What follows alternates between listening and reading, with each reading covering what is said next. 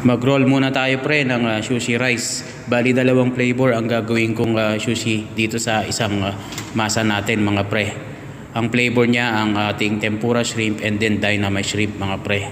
At eto nga nilagyan ko na siya ng crab stick, avocado, tempura shrimp and then ang sliced cucumber mga pre. At pagkalagay nga natin lahat ng mga flavor na yan ay ro-roll na natin yan. At may kutsir na mahigpit mga pre para hindi ko mawala.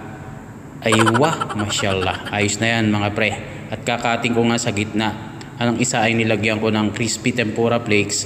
Ang isa naman ay nilagyan ko ng sesame seed mga pre.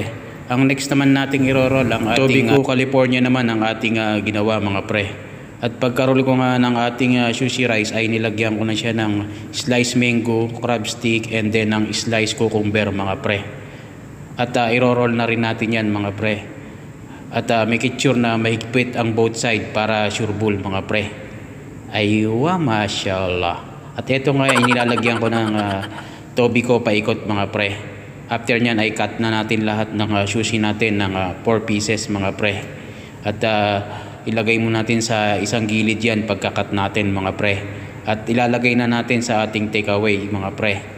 After nyan ay nilagyan ko na nga ng tempura shrimp or dynamite shrimp ang ating dynamite at nilagyan ko rin siya ng crispy flakes on top and then ng Japanese mayo sa ibabaw mga pre.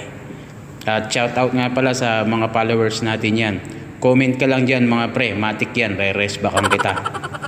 At kung gusto mo namang umangat F to F na tayo mga pre, matik yan.